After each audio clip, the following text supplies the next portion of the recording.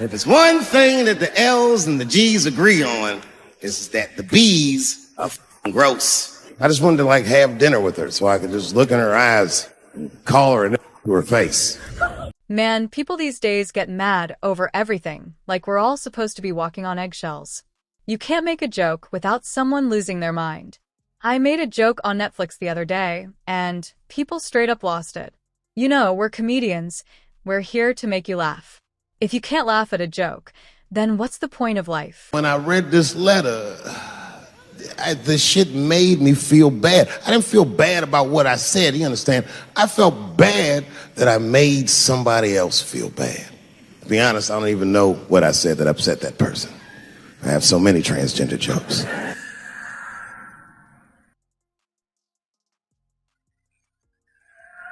But I feel like it was probably this joke I'm about to tell you right now. And it's not even that bad of a joke. It's a true joke. I mean, it's not true, but I had read in the paper that Caitlyn Jenner was contemplating posing nude in an upcoming issue of Sports Illustrated. And I know it's not politically correct to say these things, so I just figured, fuck it, I'll say it for everybody else. Yuck. Oh, sometimes I just want to read some stats. I don't know why you're going to cram some man pussy in the middle of the sports page like this. I just didn't think that was the place for it. But I wasn't saying anything like Caitlyn Jenner's a bad person. I'm not mad at her for doing it. I'm not even mad at Sports Illustrated. If I'm mad at somebody, I'm probably just mad at myself. You understand? Because deep down, I know that I am not strong enough to not look at those pictures.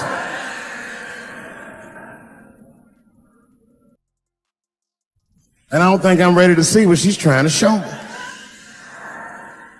So Caitlyn, goddamn it, if you go through with this thing, bitch, you better go hard or go home. I want you to go all the way. Hustler style. Do you know what hustler style means, miss? That means spread the lips.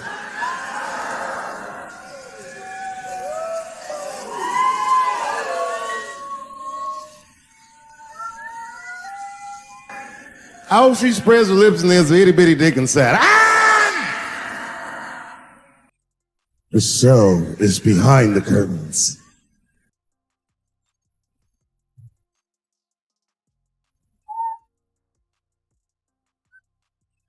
I don't know what I said that upset that person.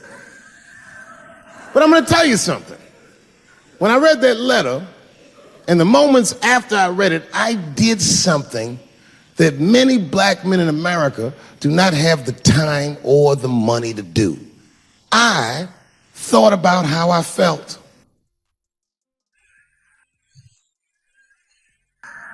I asked myself a very basic question that I don't think I ever directly contemplated. I said, man, Dave, if you're writing all these jokes, do you have a problem with transgender people?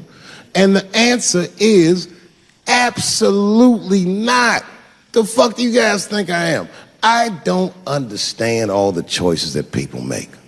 But I do understand that life is hard and that those types of choices do not disqualify you from a life with dignity and happiness and safety in it. Chappelle's clip hits on a crucial point: free speech. In today's world, people get too sensitive. We need to hear jokes, even if they push boundaries. Chappelle isn't trying to hurt anyone, he's just being real. His comments about Caitlyn Jenner are spot on. Why should anyone be off limits? If you can't handle a joke, maybe you shouldn't be in the public eye. Comedy should challenge us, not coddle us. Honestly, it's refreshing to see someone speak their mind. We should encourage this kind of honesty. Let's not tiptoe around issues. Life is tough, and laughter can be the best way to deal with it.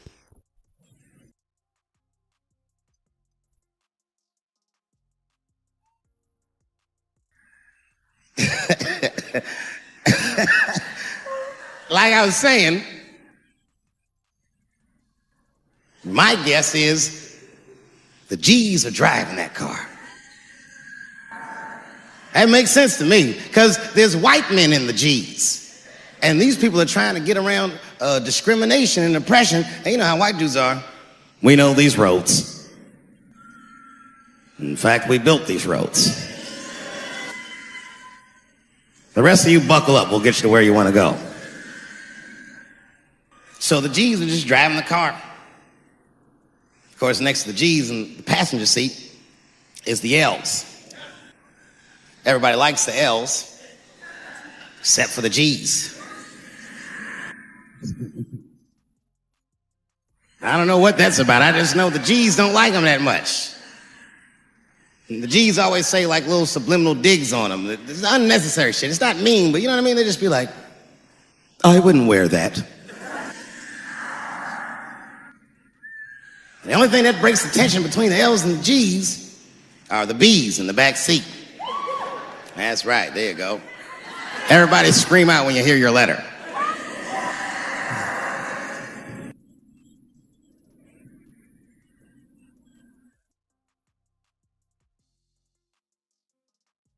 If it's one thing that the L's and the G's agree on, is that the B's are fucking gross.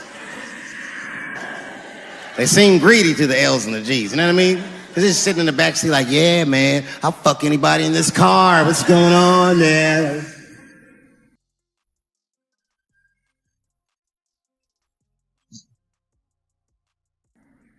And sitting next to the B's, all the way in the back seat by themselves, looking out the window. That's the T's. Everybody in the car respects the T's, but everyone also resents the T's. It's not the T's' fault, but everyone in the car just feels like the T's are making the trip take longer.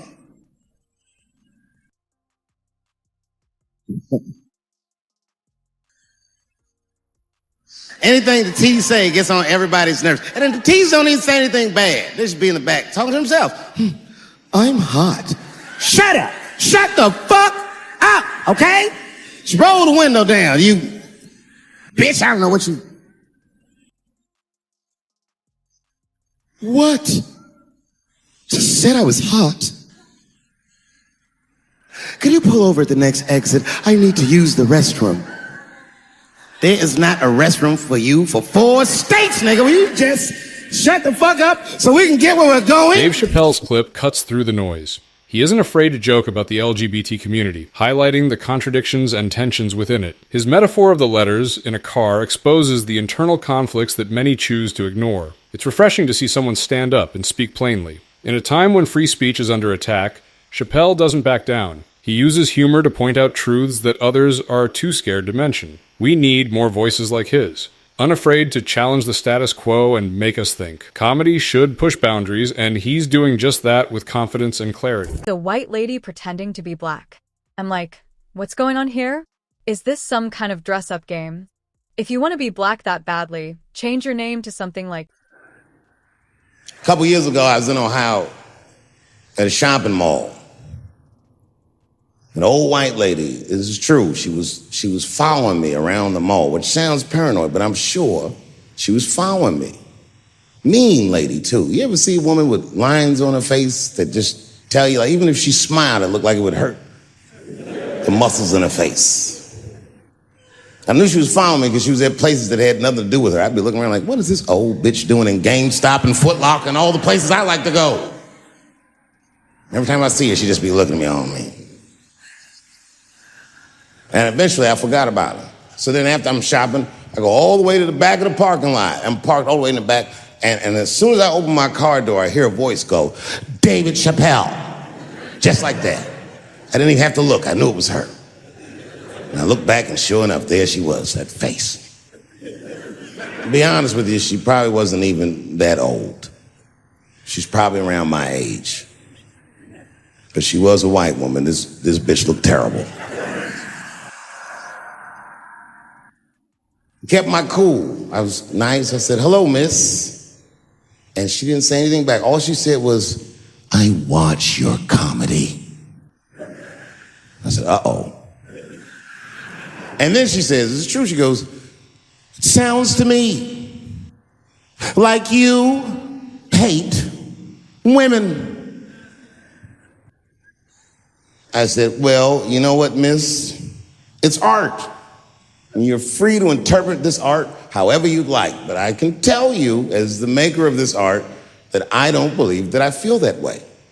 And she said, well, I think, and I said, shut up, bitch, shut the fuck up. Before I kill you and put you in the trunk, ain't nobody around here.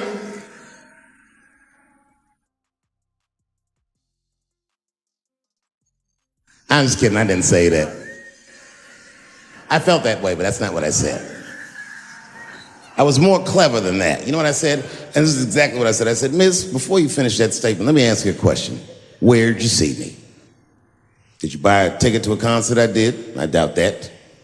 Or maybe you watched one of my specials on Netflix. Or did I follow you to your car and do my act? She said, what? I said, keep it in the comment section, bitch. This is real life. Ta-ta.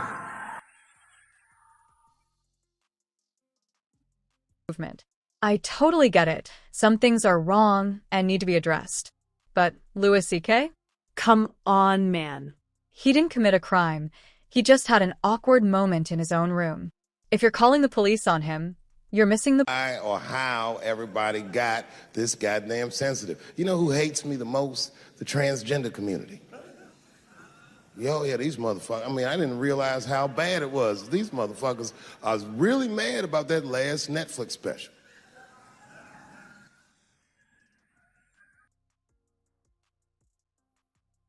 It's tough, man. I don't know what to do about it because I like them. I always have. Never had a problem with them. You know, just fucking around. As a matter of fact, I think I make fun of everybody, and I mean, as a group of people, they have to admit, it's kind of fucking hilarious, man. I'm sorry, bro. It's like, I've never seen somebody in such a hilarious predicament not have a sense of humor about it. They're born feeling like there's something other than they're born as, and that's kind of funny, you know? Like, I mean, it's funny if it's not happening to you. It's like that white black bitch that's in the news all the time. Rachel Dolezal. She's a white woman, but then she dressed up like a nigga and shot her way up to the very top of blackness. And I always wanted to meet her just so I could understand. I just wanted to like have dinner with her so I could just look in her eyes and call her a nigger to her face.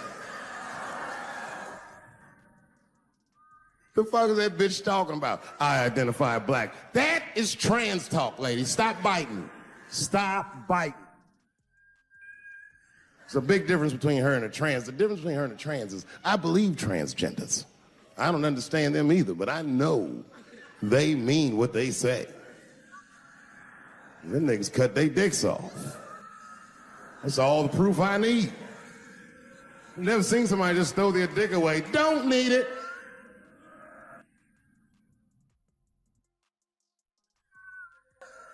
I don't understand, but I believe you and I support your decision, motherfucker. But how far is Rachel willing to go? What is Rachel willing to do so that we blacks can believe that she believes she's actually one of us? Bitch, are you willing to put a lien on your house? Invest in a mixtape that probably won't work out?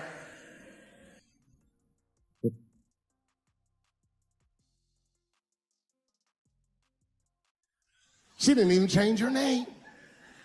Didn't even change her name. Her name is Rachel. I can't believe in that name. If you want my support, you're gonna have to change your name to the blackest shit I've ever heard. But you're gonna have to change your name to Draymond Green. I don't know a blacker name than that. That shit is black on paper. If you type Draymond Green into Airbnb, that shit will log off automatically. This doesn't mean you want attention, but come on, if I'm walking around in a police uniform, people are going to ask me for help. The way you dress sends signals whether you mean to or not. It's just the way it works, and the bottom line is this. We've got to learn to laugh at our differences. Another time, about 6 years ago, there was a lesbian woman that They're trying to sell a story about me to TMZ. Thank goodness TMZ could see right through the sham of that story. This woman claimed that I beat her up in a nightclub because she was a lesbian. That is fucking crazy. Bitch, I didn't even know you was a woman.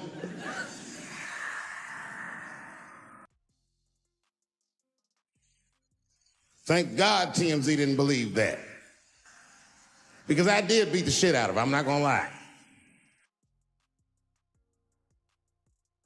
It was her fault, I had no choice. I came in the club minding my own business, and a woman came up to me, she goes, "Oh my God, Dave Chappelle." And I was just being reciprocally nice. "Hey, miss, how are you?" Blah, blah, blah. Benign talk, nothing to it. And all of a sudden, this lesbian fellow stepped between us.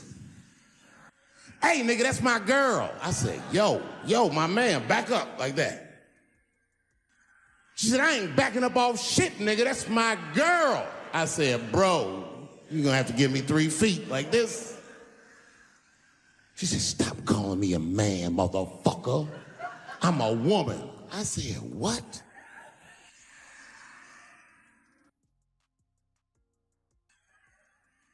And then I looked deep in this nigga's cheekbones. I said, "Oh my God, you are a woman." It was just too much for me to even wrap my mind around. But I tell you what, I unballed my fist immediately, and I softened my posture so that she would know she's in no danger.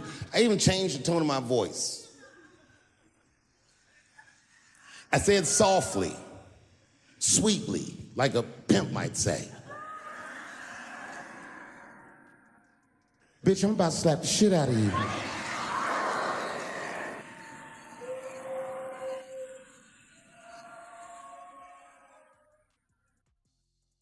I should have done it. Oh, I wish I didn't say that. She dropped that foot back. Boop. She was in a perfect southpaw stance. Her shoulders were angled correctly. Her head movement was good. I said, "Oh no! This bitch boxes for real." She threw a wild hook at me, and I saw it coming from yesterday, so I slipped it like this. I had no choice. I had to go to work. I let that jab go. You should have seen me go, nigga. I tenderized them titties like chicken cutlets.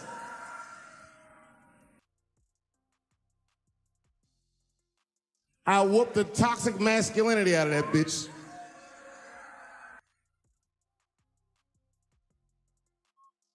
And let me tell you, these days, people get upset over everything.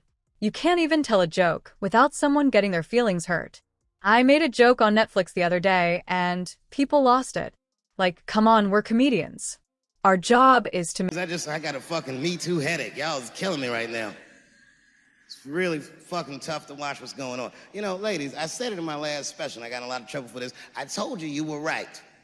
But the way you're going about it is not going to work. But I'm biased. I said it. Louis C.K. was a very good friend of mine before he died in that terrible masturbation accident. And it was his room. You read the story. He was masturbating in his own room. That's where you're supposed to masturbate. And then he said, "Hey, everybody, I'm gonna pull my dick out." Nobody ran for the door or nothing like that. They all just kind of hung out like, I wonder if this guy's serious. And he came on his own stomach. There it is. What is the threat? Have any women ever seen a guy that just came on his own stomach? This is the least threatening motherfucker the earth has ever seen. All you see is shame in their face and cum dripping down like pancake butter.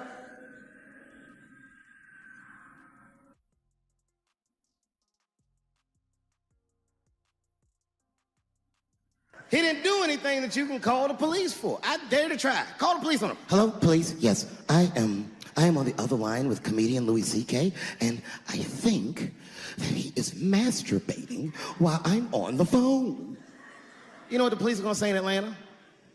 "Well, what are you guys talking about?"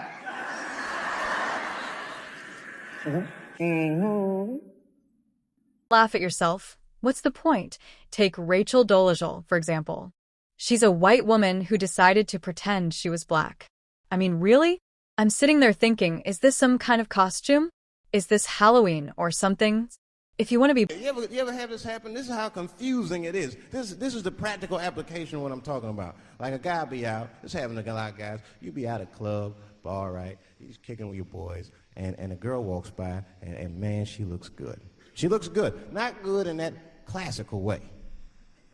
I mean, you know, I'm talking good like she got half her ass hanging out her skirt. Oh.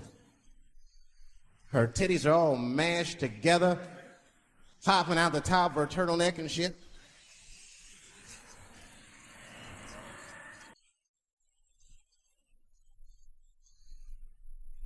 And you with your buddies, right? You with your buddies, you got a couple drinks in you, and you see a girl like this, you might try to talk to her. This might not come out right. I don't know what you say, but damn, look at them titties. The girl gets mad and says, oh, wait a minute. Just because I'm dressed this way does not make me a whore. Which is true. Gentlemen, that is true. Just because they dress a certain way doesn't mean they are a certain way. Don't ever forget it. But ladies, you must understand that that is fucking confusing. Just is. Now that would be like me, Dave Chappelle, the comedian, walking around the streets in a cop uniform. Somebody might run up on me. Oh, thank God. Officer, help us. Come on, they're over here. Help us. I'm like, oh, just because I'm dressed this way does not make me a police officer. You understand what I'm saying? It's like, all right, lady, fine.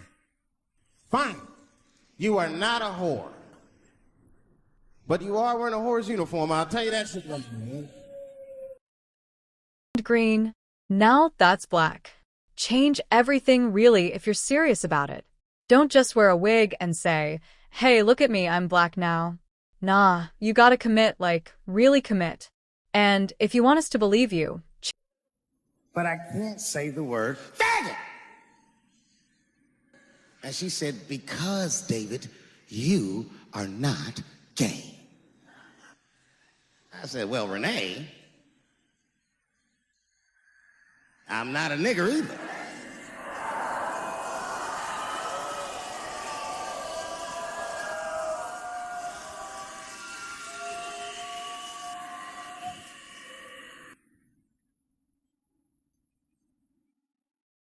But you see, what I didn't realize at the time and what Kevin had to learn the hard way is we were breaking an unwritten and unspoken rule of show business. And if I say it, you'll know that I'm telling you the truth. The rule is that no matter what you do in your artistic expression, you are never, ever allowed to upset the alphabet people. You know who I mean. Those people that took 20% of the alphabet for themselves. I'd say the letters, but I don't want to conjure their anger. It's too late now. I'm talking about them L's and them B's and them G's and the T's. People be surprised. I have friends, all kinds of letters. Everybody loves me, and I love everybody. I got friends who are L's, I got friends who are B's, and I got friends who are G's. But the T's hate my fucking guts. And I don't blame them. It's not their fault, it's mine. I can't stop telling jokes about these things. I don't want to write these jokes, but I just can't stop.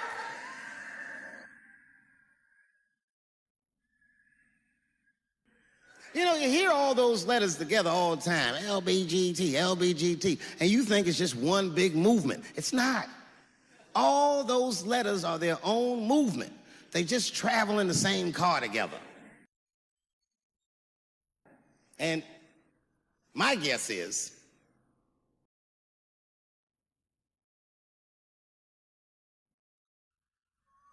what is this, high school? This nigga probably got a babysitter or something. Go and answer your phone, niggas. Get that shit out of here. I'm in the middle of something important. Wouldn't it be funny if we made fun of him? He's like, and he went outside like, hello? Mama's dead. Oh, no! Mama's dead.